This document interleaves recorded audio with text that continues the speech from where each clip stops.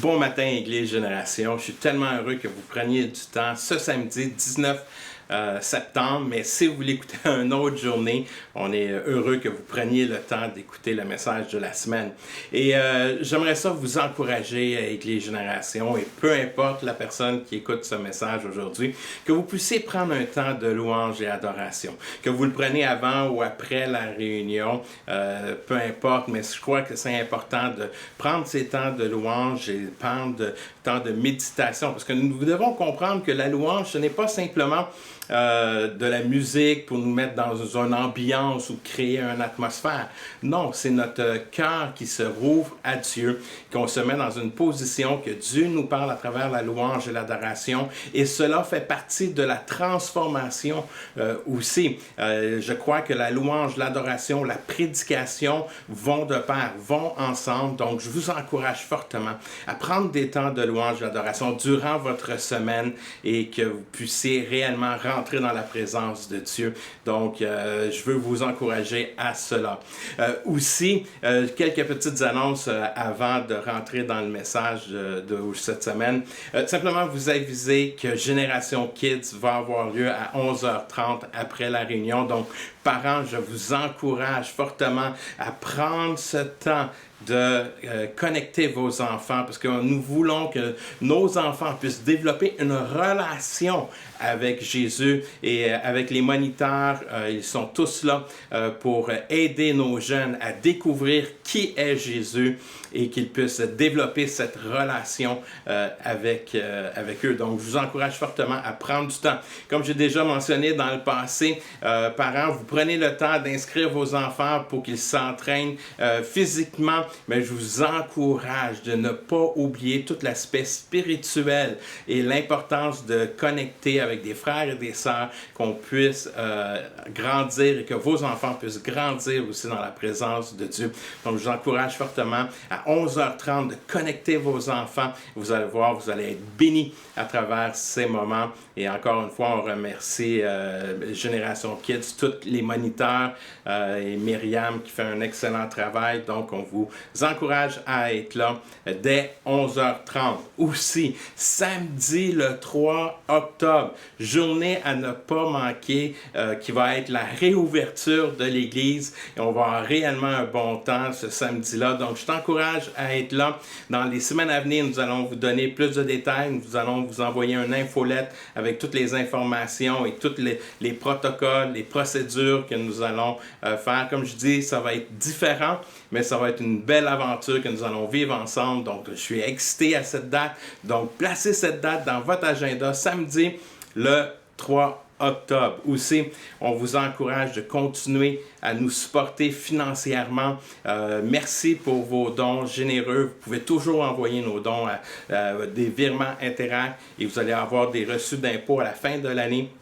Vous pouvez nous les envoyer à don@églisegeneration.com ou simplement via notre site internet. Et si vous écoutez présentement en live samedi matin sur notre plateforme online.church, Église Génération online.church, présentement il y a un bouton qui vient d'apparaître pour que vous puissiez faire un don. Donc on vous encourage d'utiliser ce bouton et nous faire un don. Et cela nous aide à l'avancement du royaume de Dieu. Et merci encore une fois pour votre générosité. Donc, sans plus tarder, entrons dans la parole. Je vais vous inviter où que vous êtes, que vous soyez à la maison, que vous soyez dans votre autobus, peu importe l'endroit où vous êtes en train d'écouter le message, de simplement courber la tête. On va ouvrir avec un mot de prière et par la suite, nous allons rentrer dans notre message de la semaine. Je vais continuer ce que nous avons débuté la semaine passée, mis à part avec un but. Donc, sans plus tarder, courbons la tête et prions. Père éternel, je viens devant toi ce matin. J'ai tellement besoin de toi. J'ai besoin de ta présence, que tu puisses venir faire ton œuvre, que tu puisses venir toucher chacun d'entre nous, Seigneur. Ta parole, elle est là, Seigneur, et on veut qu'elle puisse tomber dans une bonne terre et qu'elle puisse porter du fruit. Seigneur, nous voulons recevoir ta parole qui est surnaturelle, qu'elle puisse faire une œuvre surnaturelle dans mon cœur et qu'elle puisse venir me transformer mes pensées, transformer mon mon être, mes habitudes, transformer même la façon que je parle. Viens et fais ton œuvre et agis puissamment. On a besoin de toi, on dépend de toi, Seigneur Dieu. Et ce matin, je vais te donner la gloire, l'honneur et la puissance. Et je prie dans le merveilleux nom de Jésus. Amen. La semaine passée, nous avons commencé notre série « Mis à part pour un but ». Et je vous avais partagé que l'importance de réaliser que Dieu nous a appelés, chacun d'entre nous, que nous sommes uniques et que nous sommes appelés avec un but et nous avons une raison d'être. Je crois que c'est extrêmement important qu'on puisse mettre le focus sur la raison d'être, parce que c'est cela qui fait que nous continuons à avancer, que nous continuons à continuer à marcher. Quand nous connaissons notre réelle raison d'être, que notre raison d'être, c'est que nous sommes nés de nouveau en Jésus-Christ et que Jésus a un plan pour ma vie. Et c'est cela que nous allons voir aujourd'hui, comment cela a un impact et comment cela peut avoir un impact et une influence sur mon entourage, sur mon lieu de travail. Donc, je crois que c'est extrêmement important qu'on puisse réaliser que Dieu m'a mis sur terre, alors qu'il m'a créé, alors qu'il m'a façonné. Il m'a créé et qu'il y a un but et qu'il y a une mission pour moi et que cela a un impact, une influence sur tout mon entourage. Voyez-vous, beaucoup de gens recherchent une raison d'être, pour savoir, et c'est une des questions qu'on pourrait dire même existentielle, mais je crois que alors que plusieurs recherchent une raison d'être sans prendre en considération qui est leur créateur et qui sont simplement à la recherche d'une raison d'être, les gens vont s'accrocher à des éléments qui, je crois, qui ne sont pas réellement une raison d'être. Je crois que plusieurs personnes, alors qu'ils recherchent cette raison d'être, vont s'accrocher à leur accomplissement. Et leur accomplissement, leur performance deviennent leur raison d'être. Parce que tout ce qu'ils font est en rapport de leur accomplissement. Ils sont fiers de ce qu'ils ont accompli. Ils sont fiers de leur performance. Et leur identité se relie à leur travail. Notre identité, notre raison d'être n'est pas rattachée à cela. N'est pas rattaché non plus à leurs relations, à nos relations. Plusieurs, c'est l'importance des relations. Dans leur conjoint, leur partenaire, ma raison d'être, c'est d'être avec ma partenaire et de vivre une vie extraordinaire. Mais la raison d'être n'est pas d'être en couple. Ma raison d'être n'est pas reliée simplement à mon partenaire. Beaucoup de parents, leur raison d'être se retrouve dans leurs enfants. Ils vont tout abandonner pour que leur enfant puisse avancer. Mais la réalité, notre raison d'être n'est pas nos enfants. Nos enfants sont une bénédiction, c'est incroyable. Mais ce n'est pas notre raison d'être. Notre raison d'être n'est pas nos possessions, ce n'est pas l'argent, ce n'est pas le travail. Notre raison d'être, nous la trouvons alors que nous retournons à notre Créateur, alors qu'on prend du temps dans la présence de Dieu et que je connais qui est mon Dieu et je réalise quelle est mon identité. Et c'est là que je trouve ma raison d'être, mon but, l'accomplissement. Je réalise que Dieu m'a créé, qu'il m'a mis à part, il m'a façonné uniquement et qu'il m'a donné un but à accomplir, une mission. Je suis appelé, vous êtes appelés.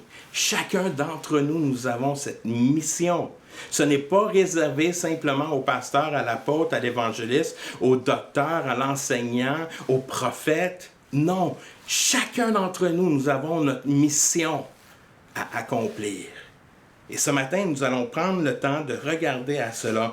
J'aime Paul, ce qu'il va mentionner dans Éphésiens 2:10, qui dit « Car nous sommes son ouvrage, ayant été créés en Jésus-Christ pour de bonnes œuvres, que Dieu a préparées d'avance afin que nous les pratiquions. » Voyez-vous, Dieu a préparé des bonnes œuvres pour qu'on puisse les pratiquer. Nous avons été créés, façonnés. Dieu nous a relevés. Alors que nous rentrons dans sa présence, il nous relève et il a préparé une mission pour chacun d'entre nous, pour accomplir de bonnes œuvres. Il y a une histoire que nous allons regarder aujourd'hui. C'est une histoire qui est quand même assez longue à l'intérieur des Écritures. C'est une histoire qu'on retrouve dans le premier livre de la Bible, le livre de la Genèse. Cette histoire, on la retrouve à partir du chapitre 37 et l'histoire va aller jusqu'au chapitre 50. Donc, comprenez ce matin, on ne peut pas regarder à toute l'histoire de cet homme. Mais cet homme a une histoire extraordinaire et je veux t'encourager cette semaine à vraiment étudier ce personnage.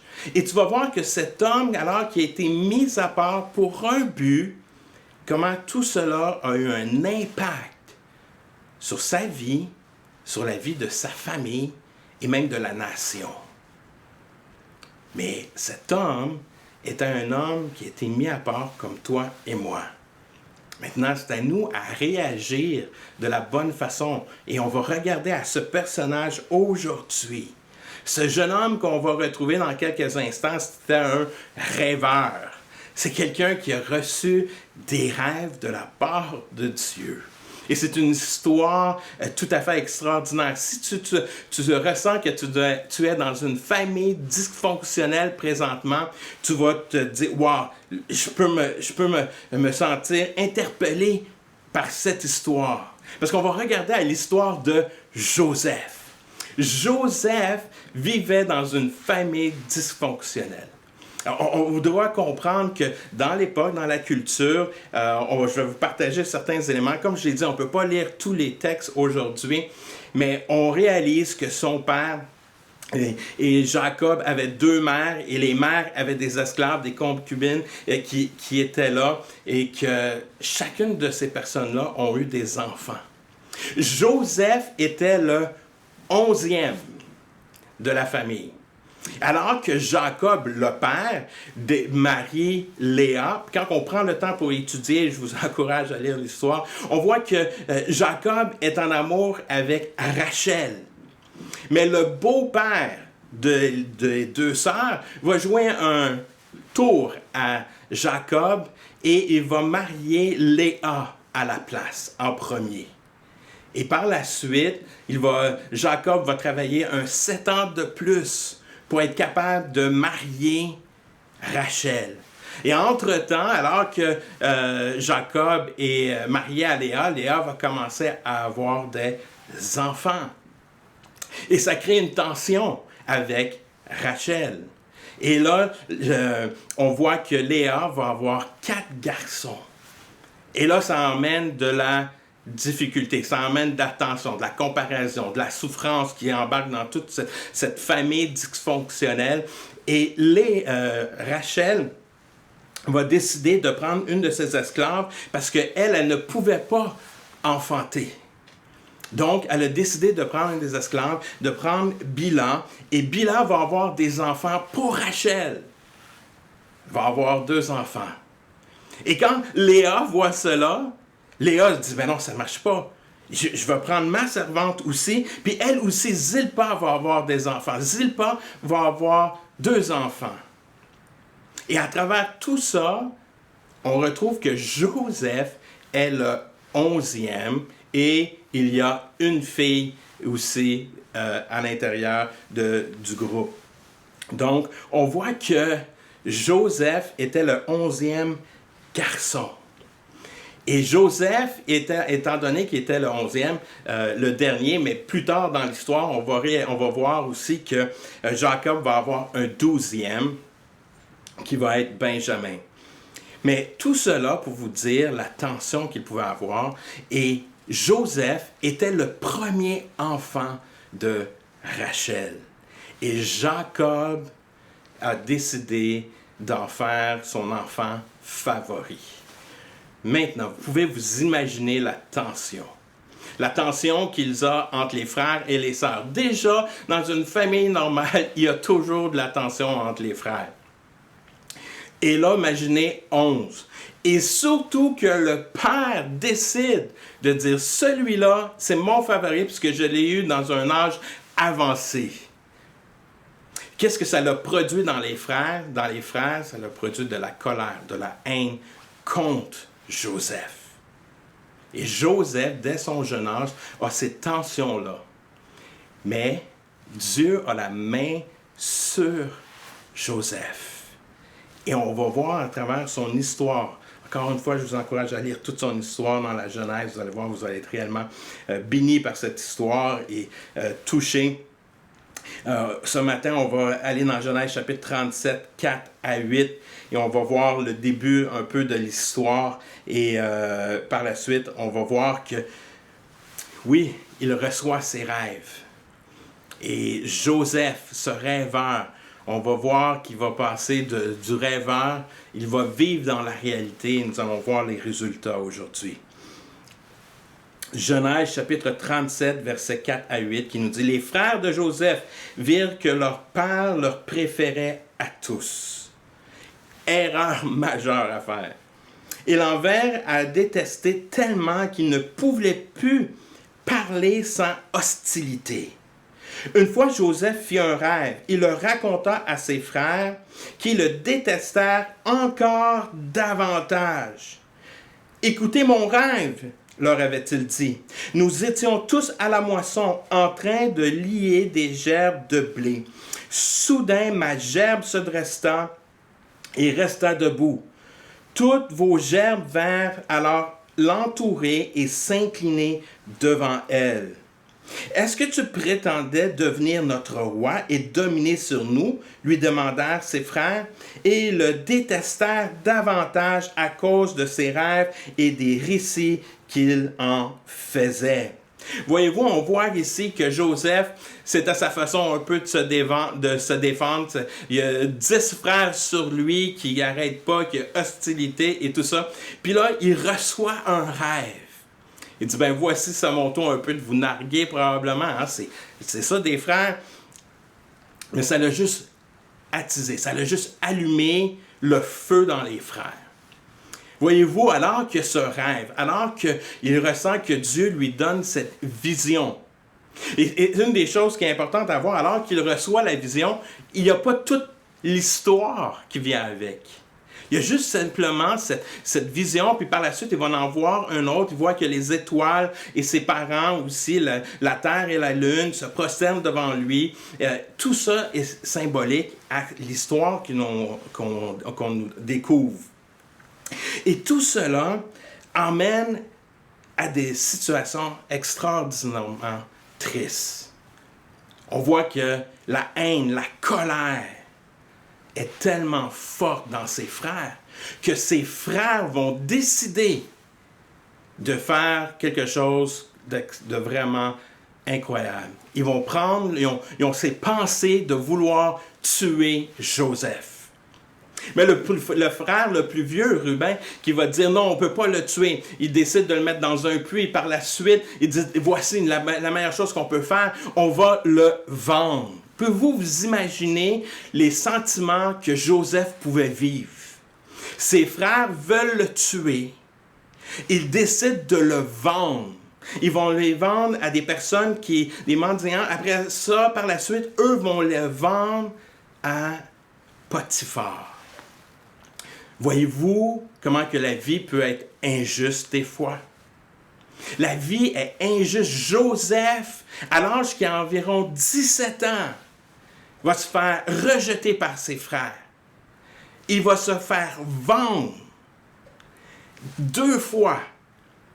Et par la suite, il se retrouve esclave de Potiphar. Comment vous ressentirez-vous? Est-ce que vous seriez en train de dire « Wow, Dieu, t'es avec moi? Dieu, je ressens vraiment que hey, t'es vraiment dans mon parcours présentement. » Comment que Joseph, lui, a réagi? Et c'est cela qui est extraordinaire à travers tout le déroulement de cette histoire. Ce que nous voyons et comment que Joseph réagit, c'est comment que nous devrions réagir. La réalité, chacun d'entre nous, nous avons vécu des injustices. Je suis convaincu que vous avez vécu des injustices aussi. Mais comment qu'on réagit face à ces injustices? Est-ce que je cours tout de suite pour faire ma propre justice ou je laisse cela entre les mains de Dieu et je décide de faire confiance en Dieu? Voyez-vous, Joseph, à travers ses injustices, nous allons remarquer que toutes ses décisions, ses choix qu'il va prendre vont être basés sur le caractère de Dieu et non ses propres émotions et non propres selon les circonstances qui l'entourent.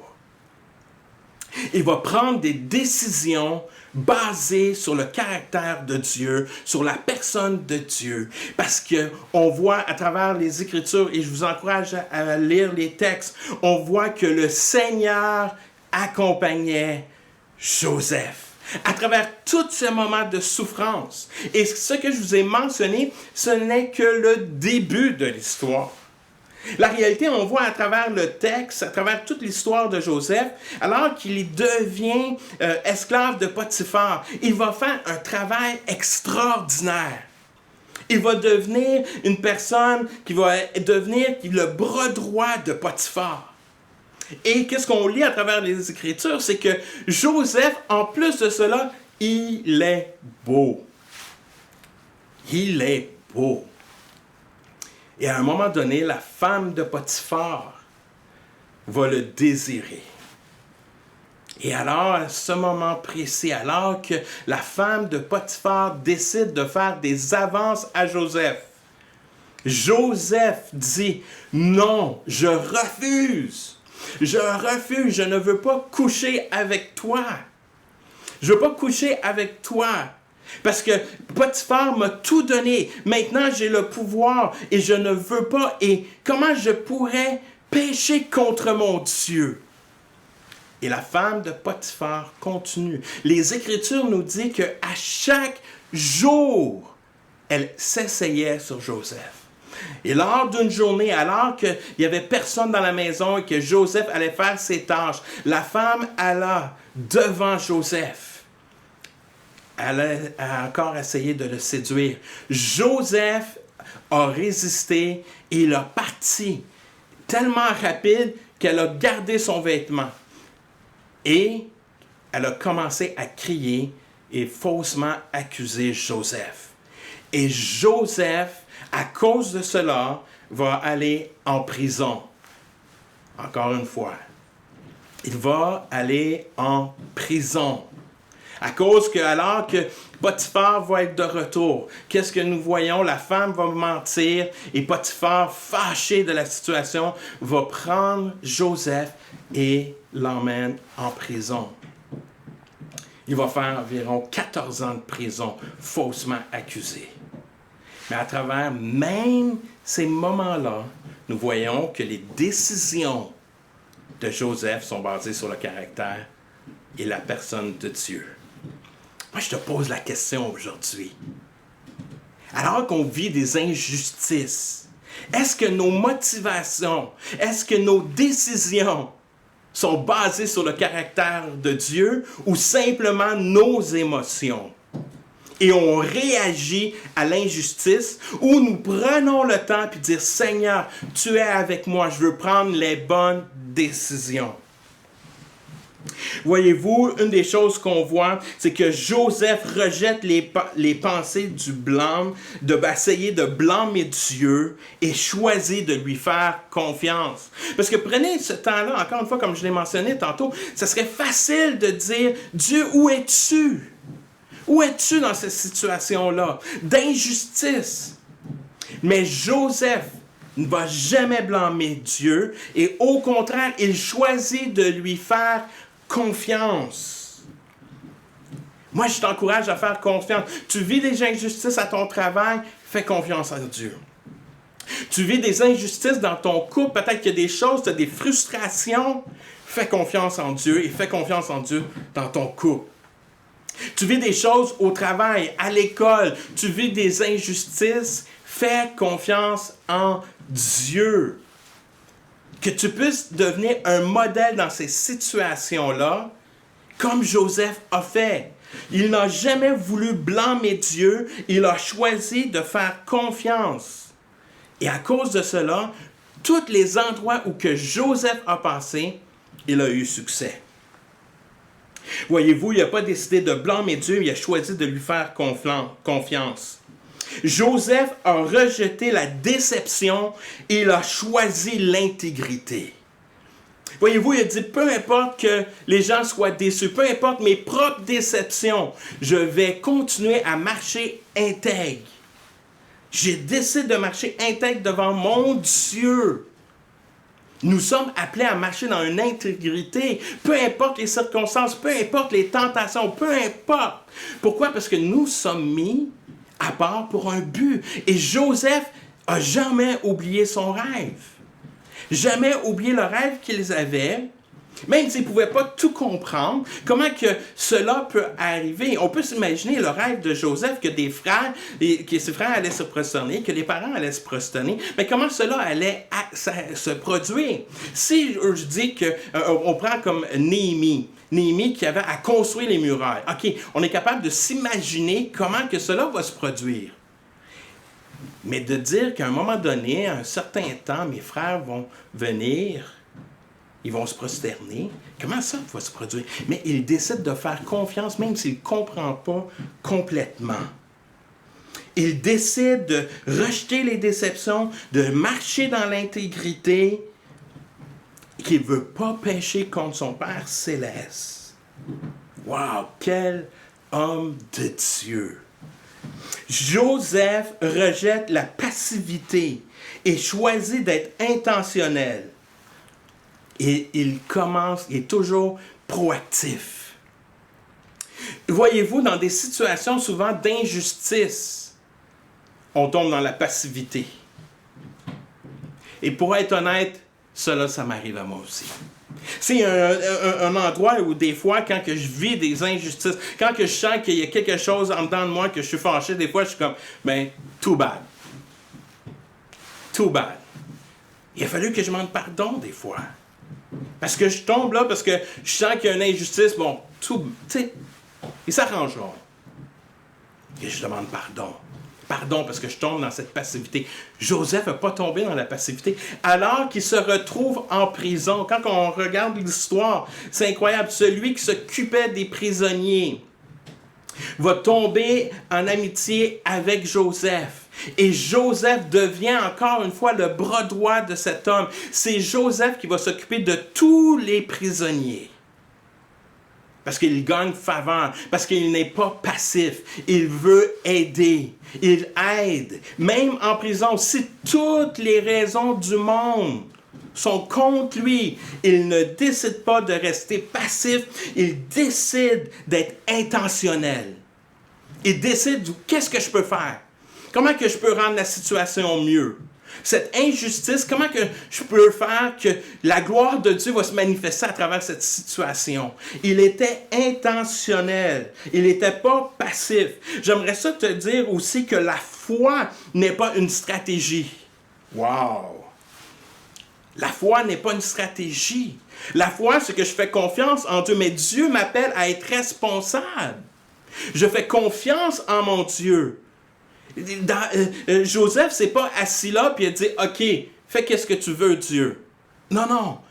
Il a pris ses responsabilités. Il a été intentionnel. A décidé de servir ce chef de la prison. Puis il va devenir celui qui va être responsable de tous les prisonniers. Nous devons apprendre à être intentionnels, d'être proactifs dans nos actions.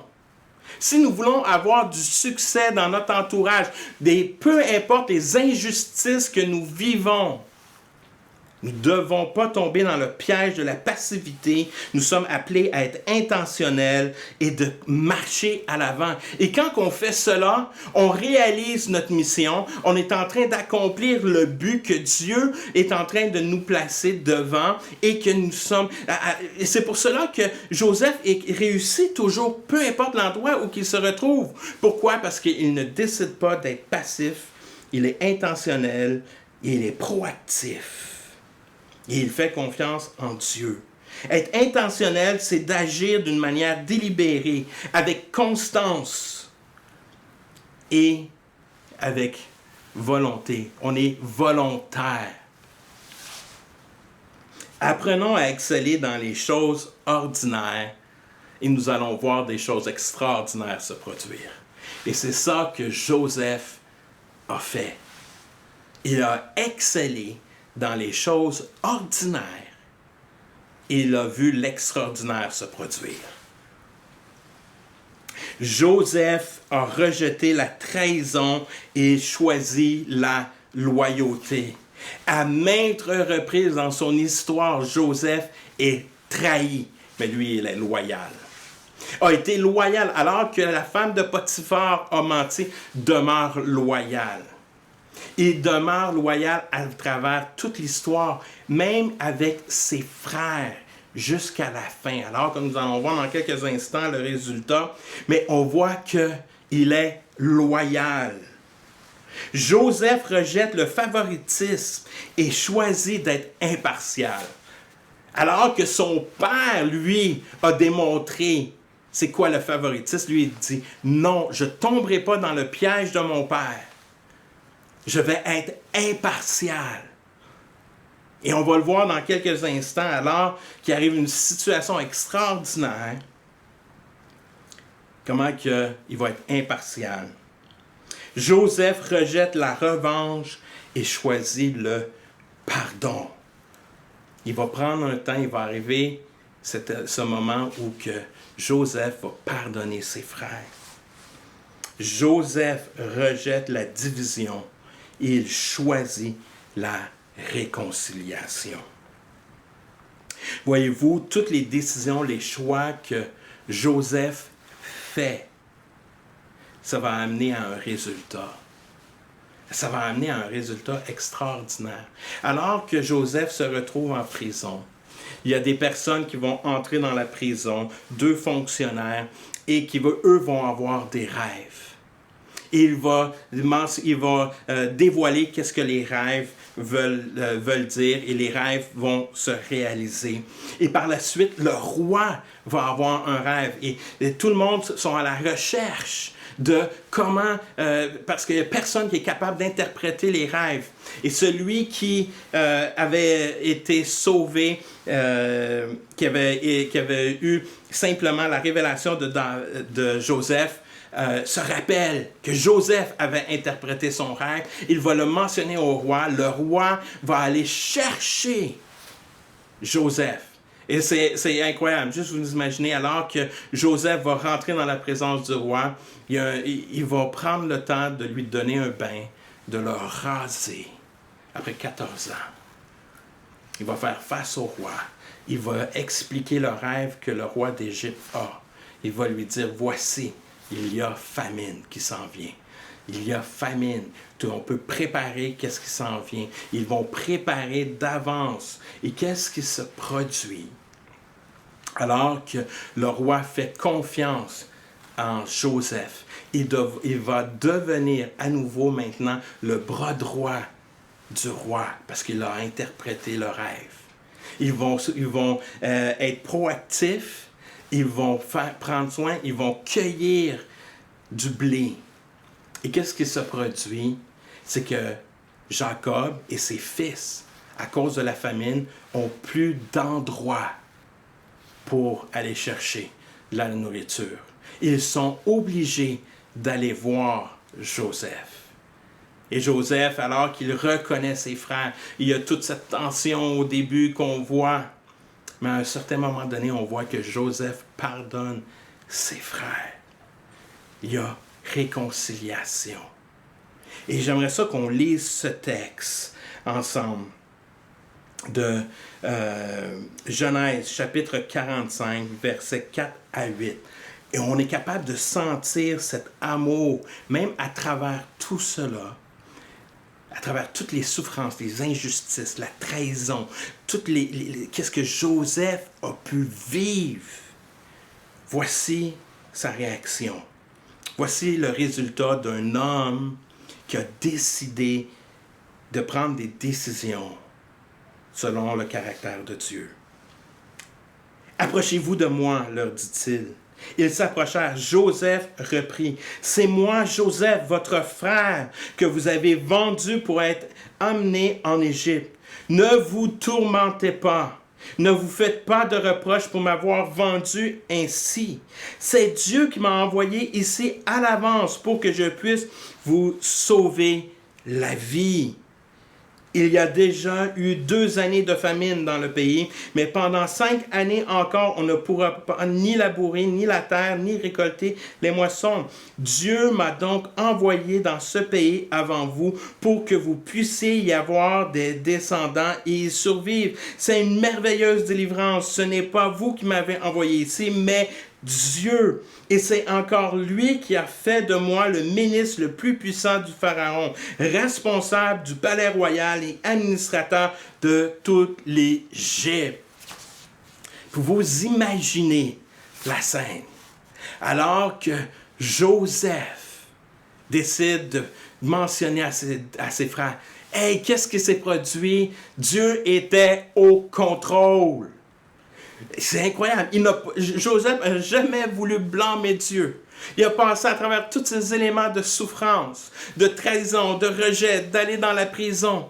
Mais Joseph est capable de voir le grand plan, est capable de voir la photo, que tout cela était destiné pour que la famille entière puisse être sauvée.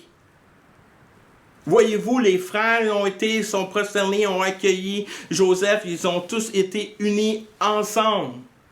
Mais voyez-vous, présentement, nous pouvons vivre des moments d'injustice. Peut-être tu vis des moments difficiles dans ta famille, un peu comme Joseph. Mais je t'encourage à prendre les bonnes décisions pour que tu puisses être une lumière et que tu puisses être une source, que Dieu t'utilise. Tu es placé dans cette situation présentement pour que tu puisses amener réconciliation, que tu puisses amener vraiment une délivrance. Vois-tu que Dieu t'a créé, il t'a mis à part pour un but, comme Joseph. Ne te décourage pas. Fais confiance. Prends tes décisions basées sur le caractère de Dieu. Et tu vas avoir du succès. Cela n'empêchera jamais que tu vives de l'injustice ou des souffrances. Joseph est l'exemple parfait qui a vécu des choses extrêmement difficiles. Mais à cause de la façon qu'il a réagi, il a un impact et une influence sur sa famille, sur sa nation. Simplement parce qu'il s'est tenu debout, avec intégrité, loyauté. Il a été quelqu'un qui était intentionnel dans ses décisions. Il a voulu servir au lieu de rester passif. Il a rejeté la passivité pour être intentionnel. Je t'encourage à être intentionnel dans tes choix, dans tes décisions. Puis que tu puisses le faire d'un cœur comme Joseph. Je le fais parce que ça va faire avancer la cause de mon roi. Et des fois, on ne voit pas qu'est-ce qui s'en vient. On ne voit pas le résultat. Mais fais confiance en Dieu. Fais confiance en Dieu. Il t'a mis à part pour un but. Fais-lui confiance. Même si on ne comprend pas tout, fais-lui confiance. Laisse-moi te dire qu'il prend soin de toi. Et tu vas voir dans les petites décisions ordinaires, cela va produire quelque chose d'extraordinaire dans ta vie et dans la vie des autres. Je veux t'encourager ce matin de simplement t'abandonner à Dieu. Peu importe l'injustice que tu as vécue, peu importe la souffrance que tu as vécue, le Seigneur est là avec toi. Et il veut te faire grandir à travers cela. Il veut te transformer. Il veut t'amener, te façonner et que tu deviennes de plus en plus à son image. Et tu vas accomplir la mission que Dieu a qui te demande d'accomplir. Chacun d'entre nous, notre mission est différente. Et c'est cela qui fait que ça devient tellement extraordinaire. Parce qu'on entend des histoires et des témoignages de chacun d'entre nous, de comment Dieu a agi, comment Dieu a intervenu. Et on est là, on est émerveillé par les histoires de vie transformées. C'est pour cela que la semaine passée, j'ai dit la force de l'Église se retrouve dans les histoires, dans les témoignages. dans les expériences vécues, comme Joseph a vécu, comme que tu vis, et que tu vois la gloire de Dieu se manifester. Le résultat, Dieu le connaît. Fais-lui confiance. Fais-lui confiance ce matin. J'aimerais ça prier pour toi ce matin. Père éternel, tu vois chacun d'entre nous, tu vois nos cœurs, tu vois dans quelle saison que nous nous retrouvons. Certains d'entre nous, nous avons pu vivre des injustices. Mais Père, nous voulons prendre des décisions basées sur toi, sur ta parole. Nous voulons être intègres, nous voulons être loyaux, nous voulons être intentionnels. Seigneur, nous voulons pardonner les personnes que nous devons pardonner. Nous voulons réconcilier. Aide-nous, donne-nous la force, parce que, Père éternel, la réalité, sans toi, jamais on pourra faire cela. Joseph était accompagné, tu étais à côté de lui. Père, je te demande que tu puisses nous accompagner et qu'on puisse voir ta main. Père, je prie pour des vies transformées, je prie pour que des personnes présentement qui vivent des choses difficiles puissent vraiment voir ta main, Seigneur, puis puissent voir ta présence, comment que tu agis, comment que tu guides à travers tous ces hauts et les bas de la vie, comment que tu es présent et comment que tu diriges tout et que tu as tout au contrôle. Et Père, merci. Merci, Père, parce que tu es au contrôle de tout. Et encore une fois, je veux te dire que ton plan sera toujours meilleur que le mien. Et Père, ce matin, on veut te faire confiance. Et on te dit merci. Je prie dans le nom de Jésus. Amen. Amen. Que Dieu vous bénisse ce matin. Juste en terminant, vous rappelez de connecter vos enfants à 11h30 pour Génération Kids. Aussi, vous rappelez de continuer à être généreux face à l'Église Génération. L'Église Génération, vous pouvez nous faire des virements Interact à dons@églisegeneration.com ou simplement cliquer sur le bouton qui apparaît. Merci, que Dieu vous bénisse. On vous voit la semaine prochaine.